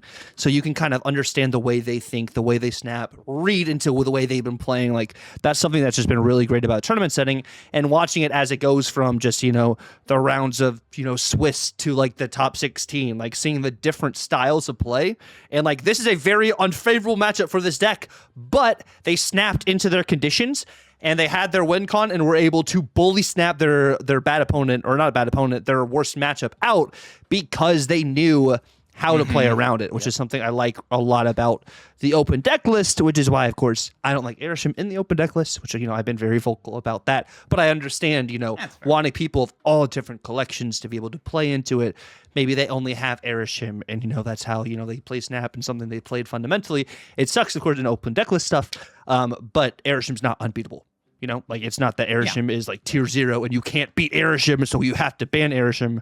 Kind of things. Like, every deck is beatable. It's just playing around, the outcomes. I feel like a lot of people also will talk about how, like, they try to metagame for the Golden Gauntlet and they play Airshim for that.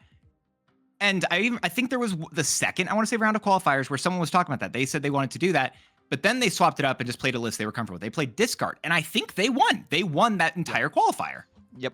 And so as much as you can be like, yes, I agree, I don't like Airshim, but it also, as much as the competitive advantage it gives you, there's no better competitive advantage than playing a deck you are comfortable with.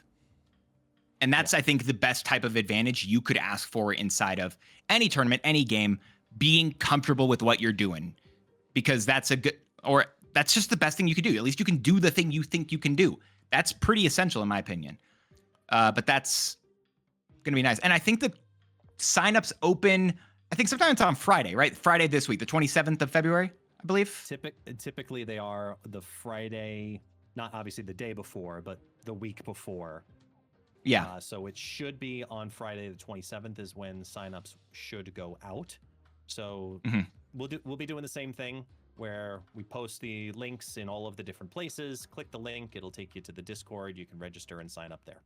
So yeah, we're not going to have that obviously now. Is same timing. Yeah, that link will be live now. You're not going to find that one. We have a lot of different links in the description. That one won't be there. But it's a lot of fun stuff. That's going to be, again, on the 7th. There's going to be the typical deck building restrictions in which you have to just submit your deck beforehand so you can know all the other stuff. I don't remember what I think it's changed sometimes in a little bit. I want to say it's like a day or two before in which you have to lock that in, but it's going to be a lot of fun. I don't know if I don't think the casting's been announced yet. No. But I will spoil and say I'm not casting. I don't, but I have no idea anything else. I'm not gonna be able to. I'll spoil and talk say about that that stuff. I am. Okay, well there you go. We've had that's a spoil for the Golden Gauntlet. When are you playing? That's the real question, actually. If I'm playing in the Golden Gauntlet, that means there isn't a Golden Gauntlet. Jeez, this is probably not a good idea. Yeah, no. I'm sitting here at the battle station, putting on the live production, working with the entire game on team to get the matches to be showcased, get statistics to be updated, put the different windows and graphics and doodads and casters, and I'm the guy pushing the buttons and making it all happen on the Twitch live stream. So if there's a Golden Gauntlet going on and I'm participating in it, it's not a Golden Gauntlet. Tell you that confidently. That's fair. I am excited. It's gonna be a lot of very fun stuff. I think Golden Gauntlet's been something I've just enjoyed being able to watch, and it's just it's cool seeing people go head to head, and it's also cool to see whatever casters you're going to be grabbing. I've enjoyed also people who are, they're knowledgeable with the game. They talk about the game and they're not just playing the game themselves, right? It's also a very fun break from the typical style of content that we are getting when people are talking over a game. So there are a lot of cool things to be excited about with the Golden Gauntlet that I'm excited about. I think talking guest star, obviously. I hope y'all are as well. Yeah. Was there any other details specifically about the Gauntlet you wanted to talk about? If you want me to leak a hint about the casters, I really can't. Okay. Well, fair enough. Or Oh, that was a hint. Did you not? That was a hint. Mm-hmm. Yeah. Well, there you go. We also do have a new card releasing today that we were planning on talking about as well, and that is going to be a good old Jack Flag, which is the brand new Series 5 card releasing today. There's a 3-cost, 3-powered card. Ongoing, your cards here with increased power have +2 power. What do we think Solid about this card, Gus? It's good. I mean, he's a solid 311 that can continue to amplify and scale, but it's a single lane card winner. So I'm optimistic that he'll be in a variety of different decks. He's a very flexible card for that reason. It's easy to get his effect to happen to affect multiple cards, I should say, including himself. But it's hard to evaluate this card pre-OTA because I don't know what the meta is going to look like post-Thursday.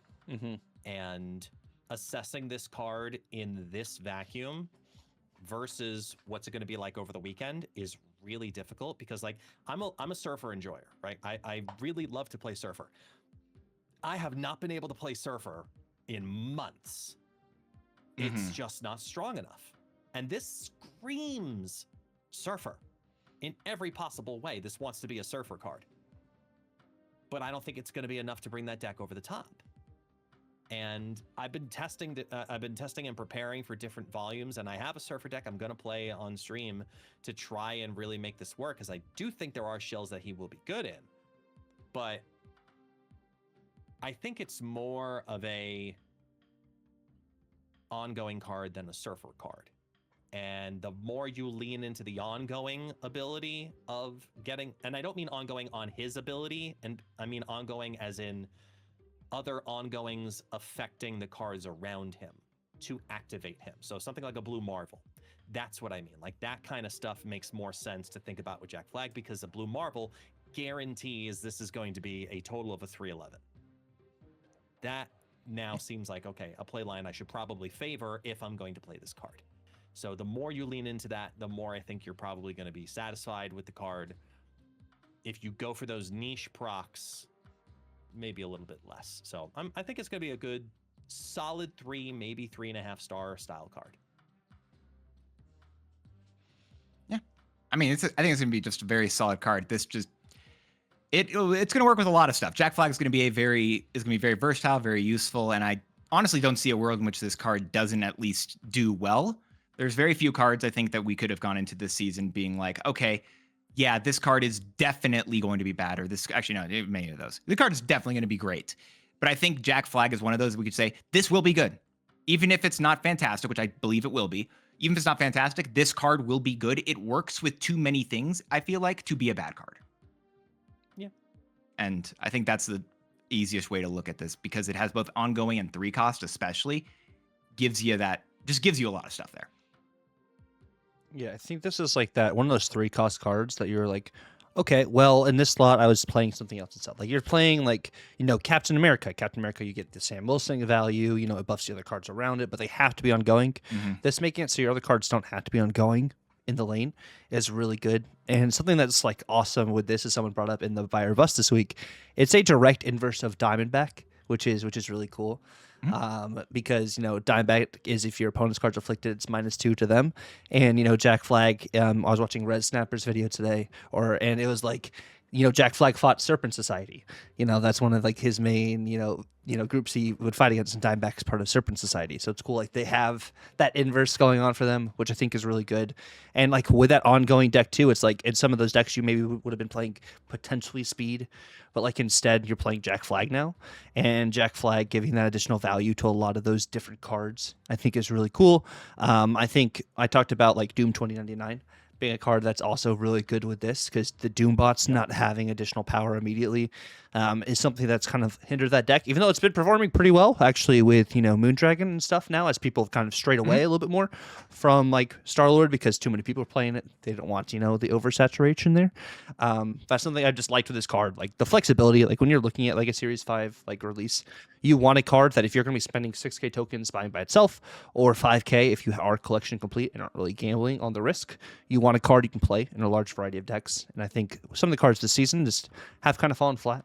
I think this just feels good, like Dan said. Like it's just going to be a good card. I think this now at this point is competing with Drax to potentially be like second, third best kind of card of the season.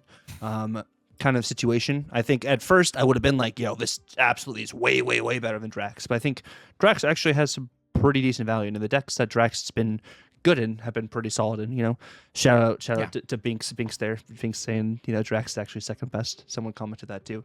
But I'm interested to see what all this card goes into. Which of course the first deck we're going to be looking at is Guests Pick a Lane. Jack, a great little play on words there, like that. Yeah, I mean, I looked at the card and was like, okay, this you hit the Doom 2099 synergy right on the head. It screams it wants to be with that style of deck just as much, and that deck wants to play Blue Marvel. That deck wants to have lane buffs happening in a variety of different ways. Right now, that deck wants to play Aurora, which also is going to be a target for Jack Flag, and a lot of those cards are going to get buffed up.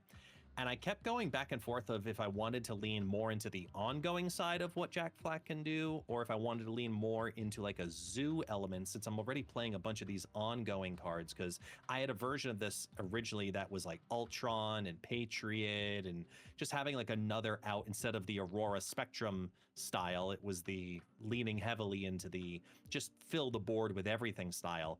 And I settled on this list focusing towards that one card a turn mindset more so, where you've got Chamber, you've got Moon Girl, and then you've got a 3 cost, and then you got a 4 cost.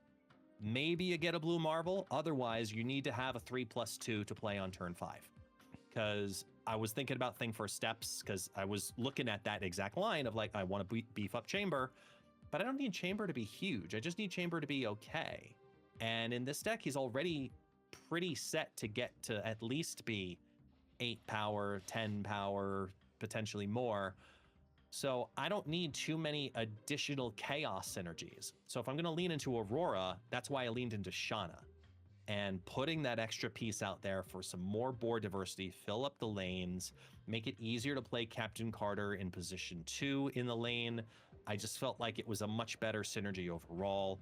So now, no matter how you build this, it's still a 1 card per turn style deck, but it's not just all in on Doom 2099. You have other play lines like Jack Flag, Captain America, Captain Carter, all feeding each other in a lane, and you don't have to necessarily have Moonstone because that's really clunky. You could take out Iron Lad and put in Moonstone if you want. Go for it. Have fun. Be my friend. It's up to you. But I wanted to lean into the randomness of Iron Lad because I think that's going to help Aurora more.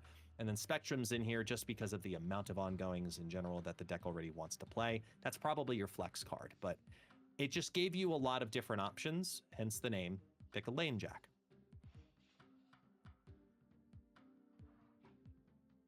That's fair. I feel like I like the idea. I think the only card I don't like in this deck is Captain America. But I think that I like this Aurora. I like the synergies. I feel like Captain America, you swap with Sam, or you could even use I like Zombie Mr. Fantastic, because you get the activate and on reveal. And you also can buff up the zombies can get buffed up by Jack Flag. Right? Isn't that how they're gonna work? Yes. Because they're base 0? Yeah, Yeah. they're base I don't know. 0. But in general, I do like this. see that. I do like Doom 2099 stuff in general inside of this particular deck. Like I went from previously not liking Doom 2099 at all to this deck being like, it felt fine. Like they kept adding 1 point of power very slowly over time. And I feel like we're finally at a place, especially with Moondragon and Aurora, being like, okay, all right, I'm not hating what we have here anymore. I kind of like another 5 cost maybe instead of Shanna, like maybe even like a Dragon Lord. But I do like in general the feel of this. I even thought about like a White Tiger, just get like another good on reveal also for Iron Lad and also Chamber buff. But I think in general my head kind of went like, to something similar like this. I think I like this stuff. The Jack Flag, like when I was building Moondragon decks originally, I was like, what 3 cost am I playing in this deck? And Jack Flag immediately is like one of those just perfect cards to continue just to play on curve and just will expand like its value as the game goes on. And then Dance also has a nice little Surfer list over here. So this list has already been making the rounds. I think this was like, I want to say it was Big Baby. I suck at that credit, but I want to say it was that. I could be entirely wrong. But like I know some player who's good at the game who I got fun of for calling a pro player earlier. But anyway, some pro player was playing a version of this deck. And I actually think it was Cosmo instead of Jack Flag. And Disruption's probably better, but I like doing bigger numbers instead. So I went with that. But this has been a deck that's already been making the rounds. It's already been a thing that people have been playing a little bit. And I mean, it does the 2 things that the card, I feel like, both synergize with. Silver Surfer and Ongoing. And it gives you both of those as very clean outs for the entire deck, allowing you to either buff up a lot of stuff with Ongoings with your, obviously, Captain America's, Captain Carter, using also Moonstone, Goliath stuff, and being able to then use a Maverick and Agony and just big things. Or you could also spread out your points more so and be able to go with a bunch of Silver Surfer buffs. I like both as potential options. I like this style of deck as a whole. I think it's a very fun and neat play for it. And I think the lines speak for themselves, right? It's Surfer, it's Ongoing, and it just puts them get together and it makes sense, I think. Yeah, I think that's solid. I think Goliath maybe doesn't necessarily get huge, but you have Jack Flag to kind of help mitigate, give the Goliath just that extra power, which I like there. But it's a nice ongoing, take on Surfer opposed to, I feel like the typical Surfer. I feel like most people are probably gonna be playing. Yeah, I'm gonna be trying a Splat Surfer variation myself because this deck Jack Flag really benefits from it because you can specifically know that it's going to happen because you have the Surfer line. If you're staying in that match, typically you have the Surfer line, you're gonna make it happen, do your thing. So I'm gonna be leaning into that via the whole Sarah Onslaught Wave Slot combination. Trying to do it without magic is going to be my challenge to build that deck to the next level, because when you can play all those 3s on the final turn, it can be just a wild amount of points that your opponent just has no way to prepare for. And the thing that makes it most fun is right now, people see you play that deck and they see you skip turn 1, they see you skip turn 2, they see you play a Luna very often on turn 3. They're like, oh, you're a Star-Lord deck, I'm gonna Cosmo. And you're like, no. I'm gonna do all this other stuff instead. I'm gonna blink in the far lane, miss you, and then just make all the chaos rain down. So I have a lot of fun with the Splat decks. I think it's one of my favorite styles. So that's the direction I'm gonna go with, just getting 1-cost versions of all the 3 costs. Play Hitmonkey, Sage, Chameleon, Surfer, Prodigy, Jack Flag. Just play them all together and just let all the chaos happen on turn 6. Yeah, that deck is very, very fun. It's very annoying to face, but it is fun to pilot yourself for sure. Yes. I'm gonna be doing more so probably an ongoing style deck with Jack Flag with Spectrum on the top end. It's kind of just like the typical. I wanted to potentially do the Victoria Hand, but the Victoria Hand deck doesn't run Spectrum in it too. So like the Jack Flag that you would buff would only be potentially the copied at Jack Flags with the Moon Girl, which can work, too, because you're able to buff all your copied cards. But I think this probably makes a bit more sense than the Victoria Hand version. And you have, some counter tech with Cosmo.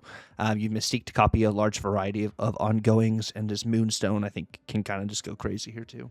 like we all kind of running Moonstone or talking about Moonstone. I think with Jack Flag or just most of these ongoings, like Moonstone's really solid this week too. Also, they shouted out the. No, go ahead. You and I both tried to see which one of us was going to let the other person talk, and I kept talking, so I'm going to guess I'm going. Captain America also felt like one of the really cool synergies right there that they talked about in the video, which I thought was interesting. Captain Carter as well. I think that all of us noted those two in particular. I like that stuff. It's cool. That in the end, that's all I was going to say. Guess, sorry, you do better spiel. No, it's fine. It's fine. Along the Victoria Hand line, if you're going to play Jack Flag Victoria Hand, the only way really to do it is that whole Lin Lee version, where that's just got so many different ongoings already going for it. Yeah. And the idea of bastioning also to get a 2-cost version of Jack Flag looks really good. And I mean, there's just so many different lines with that deck already that to have something that's so tall but still synergizes with what that deck already wants to do and can further amplify it, like the Captain Carter and the Moonstone, etc. I was like, that kind of seems like an organic fit in and of itself. So that'll be a version I would push if you are a Victoria Hand style player.